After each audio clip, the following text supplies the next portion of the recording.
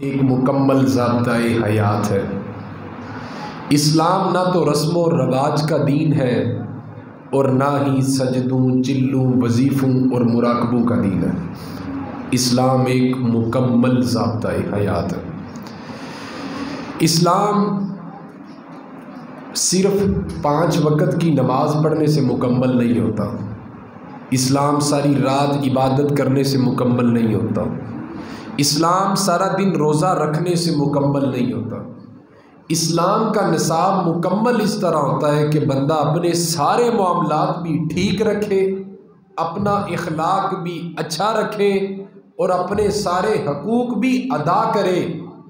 اسلام یہ سب ذمہ داریاں اپنے ماننے والوں پر لاگو کرتا ہے۔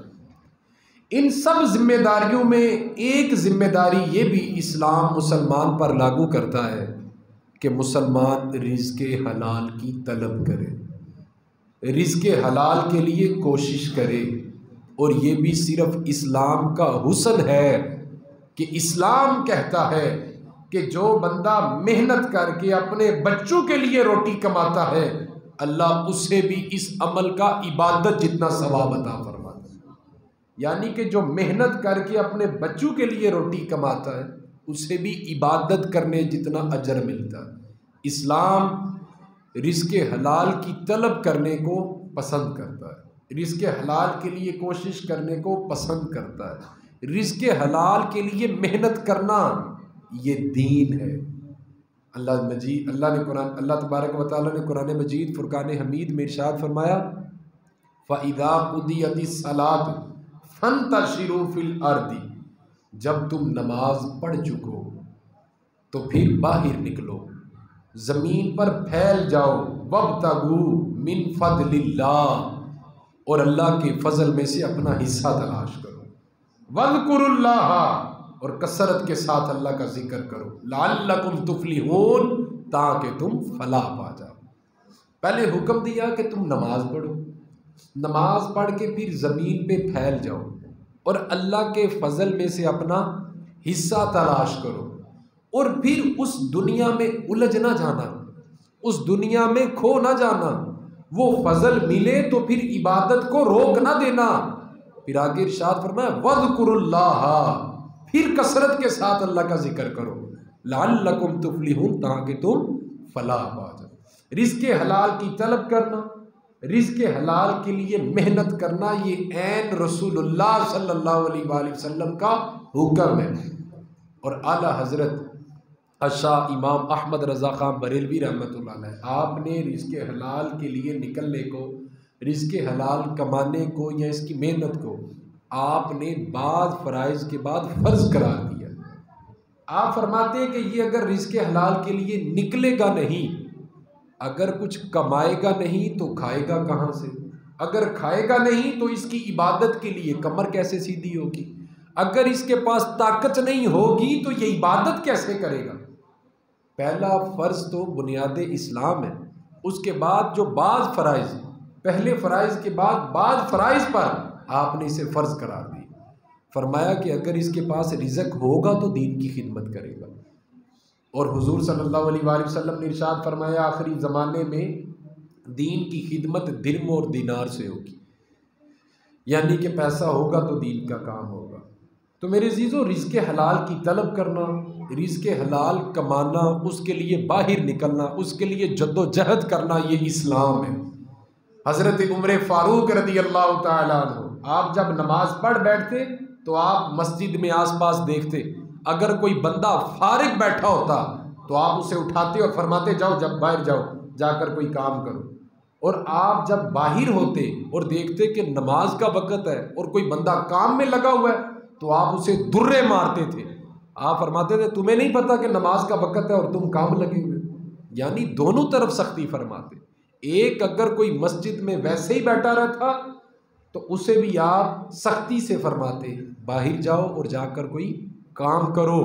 اور اگر کوئی نماز کے وقت میں کام کر رہا ہوتا تو آپ اسے بھی مارتے، سختی کا اظہار فرماتے کہ بھائی اندر نماز ہو رہی ہے اور تم باہر کام میں لگے ہو۔ تو حضور نے اپنے صحابہ کی تربیت فرمائی، توجہ دلائی رزق حلال کی طرف، ان کا ذہن بنایا اور سارے صحابہ کوئی نہ کوئی کام کرتے تھے۔ حضرت سیدنا صدیق اکبر رضی اللہ تعالیٰ عنہ آپ بھی تاجر تھے، حضرت عمر فاروق آپ بھی تاجر تھے، حضرت عثمان غنی بھی تجارت کرتے تھے، مولا علی مشکل کشا العطا آپ کھیتی باڑی کیا کرتے تھے، اور حضرت طلحہ رضی اللہ تعالیٰ حضرت مولا علی مزدوری کیا کرتے تھے اور حضرت طلحہ کھیتی باڑی کیا کرتے تھے۔ جو تھے نا مدینے کے رہنے والے وہ سارے کھیتی باڑی کرتے تھے، اور جو آئے تھے نا مکے سے جو مہاجرین تھے وہ تجارت کرتے تھے، وہ تاجر تھے۔ بس ایک طبقے کو آپ نے فارغ رکھا ہے، اور وہ طبقہ پتہ کون ہے؟ وہ اصحاب صفہ ہیں۔ حضور صلی اللہ علیہ وآلہ وسلم نے ان کو وقف کر دیا تھا اسلام کے لیے، اور فرمایا تھا جو باقی تاجر تجارت کر کے پیسے کما کر لائیں گے وہ اپنی کمائی سے انہیں بھی حصہ دیں گے۔ بس ایک طبقے کو فارغ رکھا ہے، وہ بھی فارغ نہیں تھے بلکہ وہ بھی دین کے کام میں لگے ہوئے تھے۔ بس ایک طبقے کو حضور نے فارغ رکھا ہے، وہ ہے حضرت بلال حبشی رضی اللہ تعالیٰ، وہ ہے حضرت ابو ہریرہ رضی اللہ تعالیٰ، وہ ہے حضرت عبداللہ بن عمر رضی اللہ تعالیٰ، وہ ہے حضرت سلیمان فارسی رضی اللہ تعالیٰ۔ حضور نے بس ایک طبقے کو فارغ رکھا اور ان کو بھی حکم دیا کہ آپ نے دین کے لیے جدوجہد کرنی، دین کو یاد کرنا ہے، دین کو پھیلانا ہے، دین کے اوپر کام کرنا ہے۔ اور باقی تاجروں کو حکم دیا، جتنے بھی صحابہ تھے جو کام کرتے تھے مزدوری کرتے تھے، انہیں فرمایا جو تم کما کر لاؤ گے اس میں سے انہیں بھی کچھ حصہ دو گے۔ اب اگر سارے ہی بیٹھ کر کھانا شروع کر دیتے تو پھر کما کے کون لاتا؟ حضور صلی اللہ علیہ وآلہ وسلم کی خدمت میں ایک شخص حاضر ہوا، اس نے عرض کی یا رسول اللہ صلی اللہ علیہ وآلہ وسلم، آپ مجھے بتائیے کہ میں کون سی روٹی کھاؤں جو میرے لیے سب سے بہترین روٹی ہے؟ کون سی روٹی کھاؤں جو میرے لیے سب سے بہترین ہے؟ آپ نے ارشاد فرمایا وہ روٹی تیرے لیے سب سے بہترین ہے جو تو اپنے ہاتھ سے کما کر کھاتا۔ گداگری کی، بھیک مانگنے کی آپ نے مذمت فرمائی۔ بقدر ضرورت آپ سوال کر سکتے ہیں، قرضہ مانگ سکتے ہیں، حضور بھی قرضہ لیتے تھے، قرضہ دیتے تھے، لیکن جو بغیر کسی وجہ کے سستی اور کاہلی کی وجہ سے بھیک مانگے، لوگوں کے آگے ہاتھ کرتا پھرے، در در سوال کرے، حضور نے ایسے شخص کے بارے میں ارشاد فرمایا کہ اگر کوئی ایسا شخص جو مزدوری کر سکتا ہے اس کے باوجود وہ بھیک مانگتا ہے تو کل جب قیامت کے روز وہ اللہ کے سامنے پیش ہوگا تو اللہ اس سے کلام نہیں فرمائے گا، اللہ اس کی طرف نگاہ رحمت نہیں کرے گا۔ اور حضور ارشاد فرماتے جب تم اس کا چہرہ دیکھو گے تو اس کے چہرے پر صرف ہڈیاں ہوں گی، گوشت نہیں ہوگا۔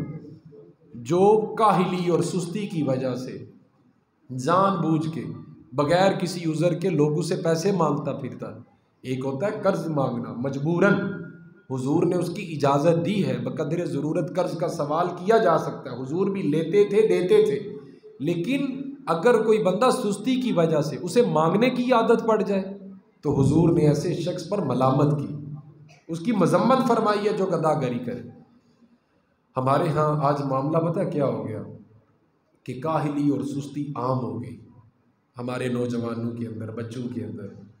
پڑھائی کا معاملہ ہو تب بھی اور کام کاج کا معاملہ ہو تب بھی کاہلی بڑی عام ہو گئی۔ حضرت امام جلال الدین سیوطی رحمۃ اللہ علیہ امام صاحب فرماتے ہیں جس بندے کا کوئی مقصد نہ ہو اور جس بندے کا کوئی مشن نہ ہو، جس کا کوئی ارادہ نہ ہو، جو کچھ کر گزرنے کی تڑپ نہ رکھتا ہو، آپ فرماتے ہیں پہلے اس بندے کا ذہن کمزور ہوتا ہے، پھر وہ جسمانی طور پر سست ہو جاتا ہے، پھر ایک وقت ایسا آتا ہے کہ اس کا دل مردہ ہو جاتا ہے۔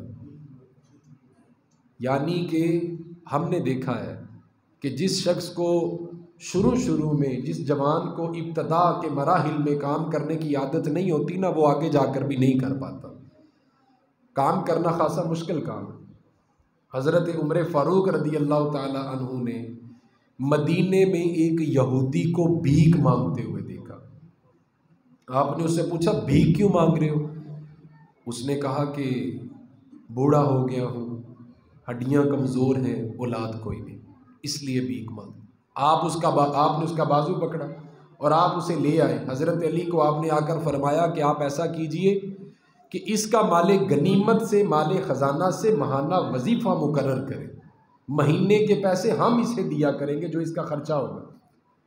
حضرت مقداد رضی اللہ تعالیٰ عنہ عرض کرتے ہیں عمر یہ یہودی ہے۔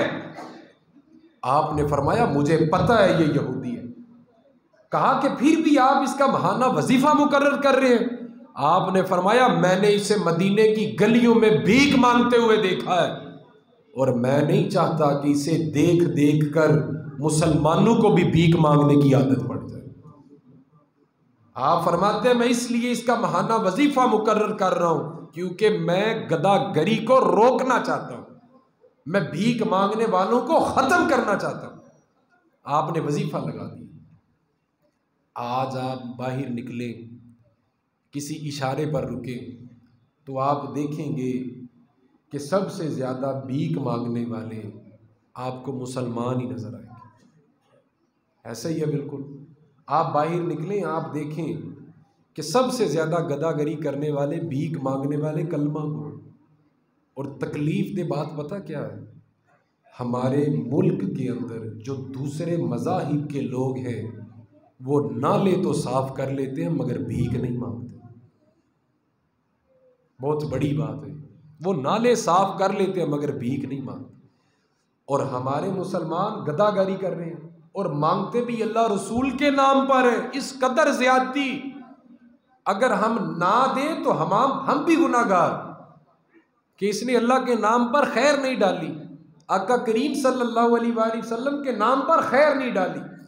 حضور نے فرمایا ایسا شخص جو کام کر سکتا تھا مگر وہ کام نہیں کر رہا مگر بھیک مانگ رہا ہے، ایسے شخص کے بارے میں فرمایا جب یہ قیامت والے دن اللہ کے سامنے آئے گا تو اس کے چہرے پر گوشت نہیں ہوگا، صرف ہڈیاں ہوں گی، اور اللہ ایسے شخص کی طرف نہ نگاہ رحمت فرمائے گا اور نہ ہی اللہ ایسے شخص سے کلام فرمائے گا۔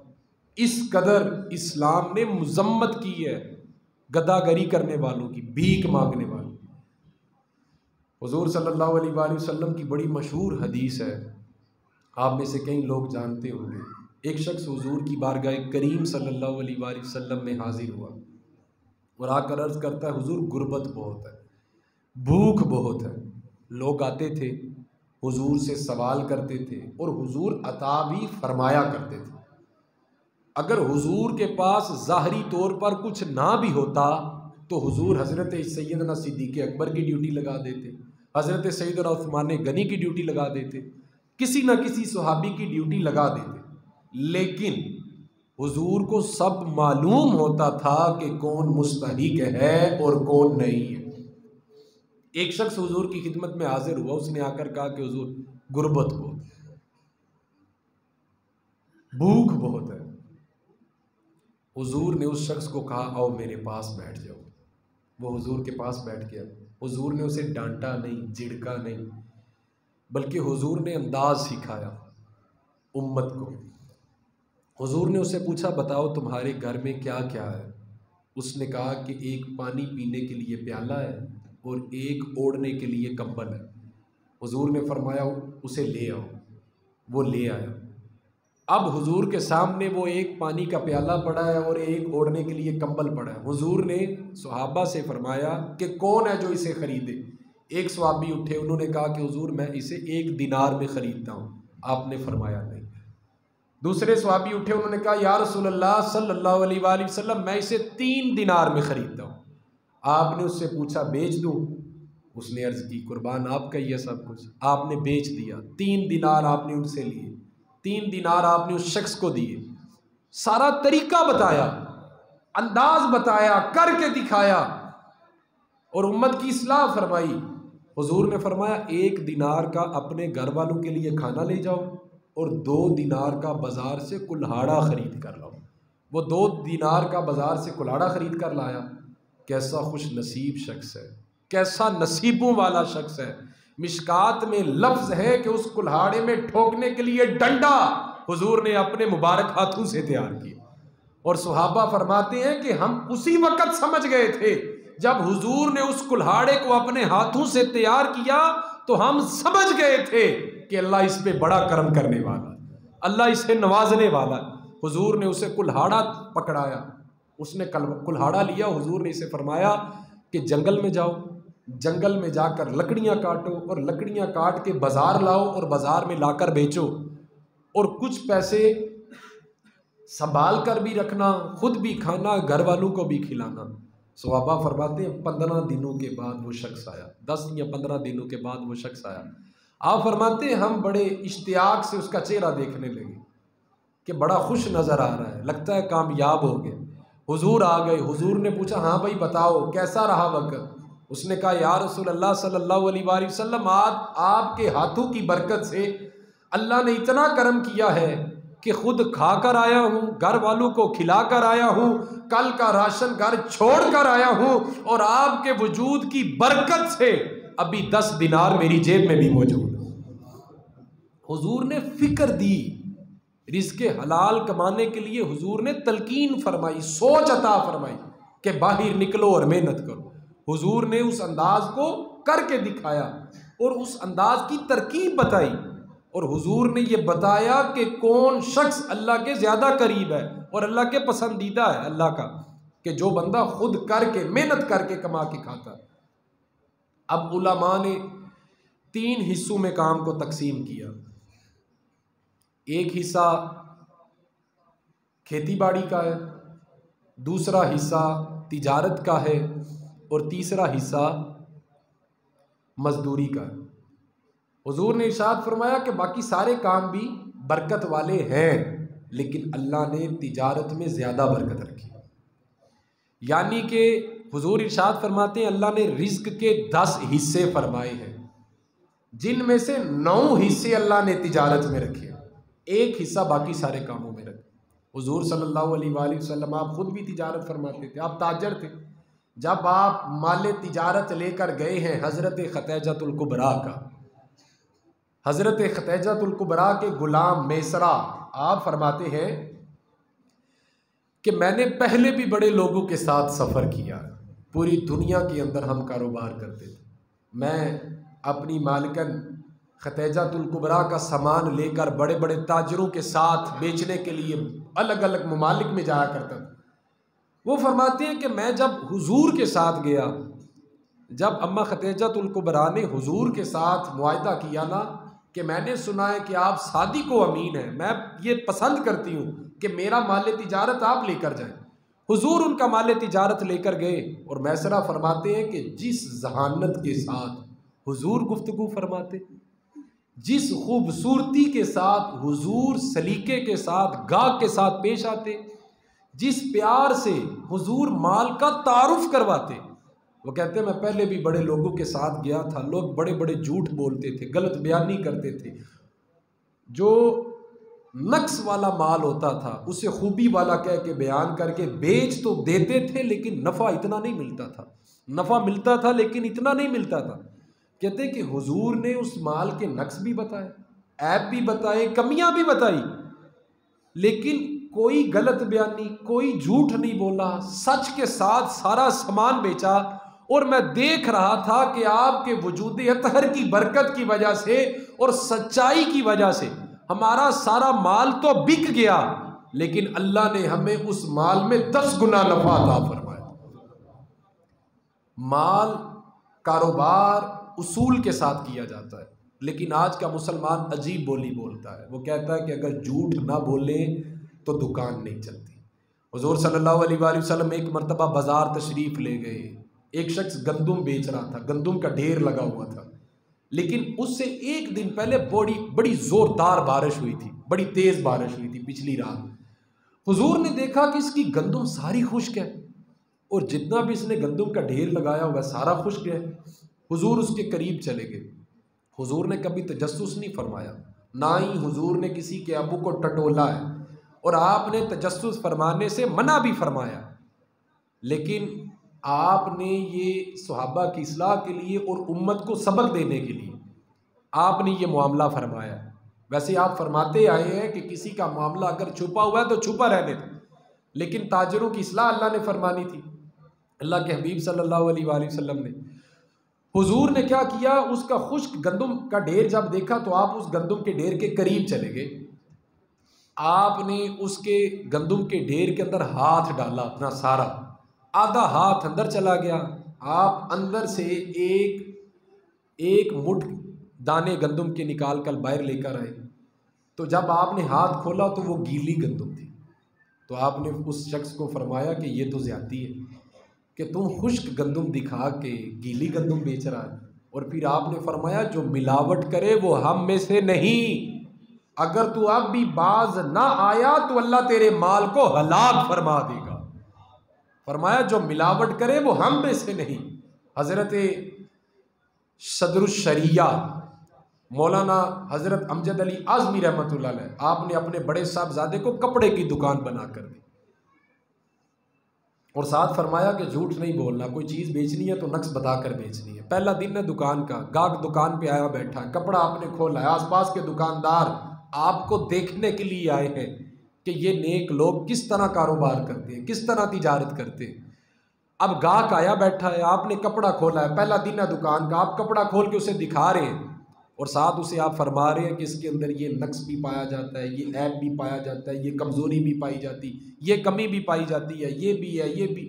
وہ گاہک کہنے لگا حضرت صاحب اگر آپ مجھے اس کی برائیاں بتاتے رہیں گے میں تو سامان نہیں خریدوں گا، اگر آپ مجھے اس کے عیب ہی بتاتے رہیں گے تو میں کیسے خریدوں گا؟ تو آپ فرمانے لگے بات دراصل یہ کہ مجھے میرے ابا نے یہ نصیحت کی ہے کہ بیٹا جب سامان بیچنا ہے تو اس کے عیب بتا کر بیچنا ہے، یہ نہ ہو کہ وہ گھر جا کر بد دعا کرے اور آپ کے رزق سے برکت اٹھ جائے۔ فرمایا اگر کسی کو سامان بیچنا ہے تو سارے عیب بتا کر بیچنا۔ تو آس پاس کے دکاندار کہنے لگے کہ حضرت جی اس طرح آپ کی دکانداری ہو گئی، آپ دکانداری کر بیٹھے، آپ نہیں سامان بیچ پائیں گے، آپ تو عیب بتاتے ہیں چیزوں کے۔ تو آپ فرمانے لگے ایک ایسا وقت آیا اعظم گڑھ میں کہ بڑے بڑے تاجر پیچھے رہ گئے، اللہ نے مجھے اتنی برکت عطا فرمائی کہ اعظم گڑھ کا سب سے بڑا تاجر مجھے بنا دیا۔ لوگوں نے پوچھا حضرت جی کیا معاملہ ہے، آپ شام کو جلدی چلے جاتے ہیں، نماز کے وقت بھی دکان بند ہوتی ہے، صبح دیر سے آتے ہیں، معاملہ کیا ہے کہ آپ کے چرچے بھی ہیں، تجارت بھی ہم سے زیادہ ہے؟ آپ فرمانے لگے میں تجارت اس لیے نہیں کرتا کہ میں مال کماؤں، آپ فرماتے ہیں میں تجارت اس لیے کرتا ہوں کہ میں بخاری کے اندر میں نے پڑھا ہے کہ مصطفیٰ جان رحمت صلی اللہ علیہ وآلہ وسلم نے فرمایا کہ جو شخص سچی تجارت کرے گا، صداقت کے ساتھ کاروبار کرے گا، اللہ اسے نبیوں اور شہیدوں کے ساتھ جنت میں جگہ عطا فرمائے۔ آپ فرماتے ہیں کہ میں اس لیے تجارت کرتا ہوں تاکہ میں سچا تاجر بنوں اور میں نبیوں اور شہیدوں کے ساتھ جنت کے اندر نبی پاک کا پڑوسی بن جاؤں۔ اب پتہ چلا کہ صرف درود پڑھنے سے ہی حضور کا پڑوس نہیں ملتا، صرف نوافل پڑھنے سے ہی حضور کا پڑوس نہیں ملتا، ساری ساری رات تسبیح پھیرنے سے ہی صرف حضور کا پڑوس نہیں ملتا۔ آپ سچی طرح سچے تاجر بن کے سچائی کے ساتھ دیانتداری کے ساتھ کاروبار کریں گے، اللہ آپ کو شہیدوں اور نبیوں کے ساتھ جنت میں جگہ بھی عطا فرمائے گا اور نبی پاک کا پڑوس بھی عطا فرمائے گا اور حضور کل بروز محشر آپ کو اپنی زیارت بھی عطا فرمائے گا۔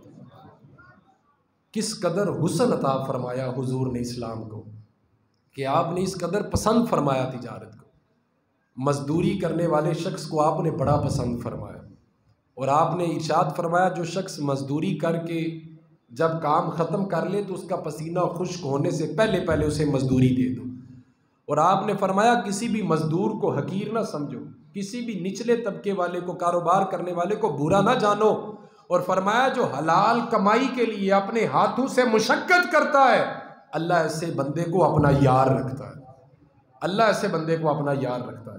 کسی بھی چھوٹے طبقے والے کو، چھوٹا کام کرنے والے کو آپ برا نہ جانیں، بلکہ کوشش کریں کہ اگر آپ کے نیچے کام کرنے والے کچھ لوگ ہیں تو آپ ان کے ساتھ عاجزی اور انکساری سے پیش آئیں اور ان کو ان کا حق خوبصورتی کے ساتھ دیں، کیونکہ جو بندہ مزدوری کر کے جدوجہد کر کے اپنے بچوں کے لیے مشقت والی روٹی کماتا ہے ایسے بندے کو اللہ پسند کرتا ہے، اور یہ اسلام کا حسن ہے کہ اللہ نے ارشاد فرمایا کہ جو بندہ محنت کرتا ہے، مزدوری کرتا ہے، حلال کمائی کے لیے باہر نکلتا ہے اللہ اسے عبادت کرنے جتنا ثواب عطا فرماتا ہے۔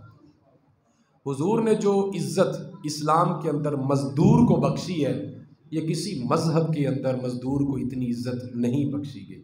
مشقت والی محنت کرنے والے کو حضور نے پسند فرمایا، اور ہاتھ کی کر کے کھانے والے کو حضور نے پسند فرمایا، اور جو گداگری کرتے ہیں، جو بھیک مانگتے ہیں اور کام کر سکتے ہیں بلا وجہ وہ کام نہیں کرتے، تو ایسے شخص کے بارے میں حضور نے ارشاد فرمایا کل جب یہ اللہ کی بارگاہ میں پیش ہوگا تو اللہ نہ اس سے گفتگو فرمائے گا، نہ اس کی طرف نگاہ رحمت فرمائے گا، اور جب یہ اللہ کے سامنے آئے گا اس کے چہرے پر گوشت نہیں ہوگا، صرف ہڈیاں نظر آئے گی۔ یعنی کہ مذمت کی اسلام نے گداگری کرنے والوں کی، بھیک مانگنے والوں کی، ہاتھ پھیلانے والوں کی۔ بقدر ضرورت سوال کرنے کی اجازت ہے، حضور خود بھی قرضہ لیتے تھے، قرضہ دیتے تھے، لیکن میرے عزیزوں رزق حلال کی طلب کرنا، اللہ پاک نے قرآن مجید فرقان حمید میں ارشاد فرمایا فَإِذَا قُضِيَتِ الصَّلَاةُ فَانتَشِرُوا فِي الْأَرْضِ وَابْتَغُوا مِنْ فَضْلِ اللَّهِ وَاذْكُرُوا اللَّهَ كَثِيرًا لَعَلَّكُمْ تُفْلِحُونَ، فرمایا جب تم نماز پڑھ چکو، فَإِذَا قُضِيَتِ الصَّلَاةُ فَانتَشِرُوا پھیل جاؤ فِي الْأَرْضِ اللہ کی زمین پر، وَابْتَغُوا مِنْ فَضْلِ اللَّهِ اور اللہ کے فضل میں سے اپنا حصہ تلاش کرو، وَاذْكُرُوا اللَّهَ اور اللہ کا ذکر کثرت کے ساتھ کرو، لعلکم تفلحون تاکہ تم فلاح پا جاؤ۔ اللہ سے دعا ہے اللہ میری ان باتوں کو تاثیر بنا کے ہمارے دلوں میں اتار دے، مجھے اور آپ کو ان باتوں کو سن کر سمجھ کر اپنی زندگی کی راہوں کو درست کرنے کی توفیق عطا فرمائے، ہمیشہ بدعت خیر الانام میں گزرے، دعا ہے یہ عمر درود و سلام میں گزرے۔ نویت سنت الاعتکاف کی نیت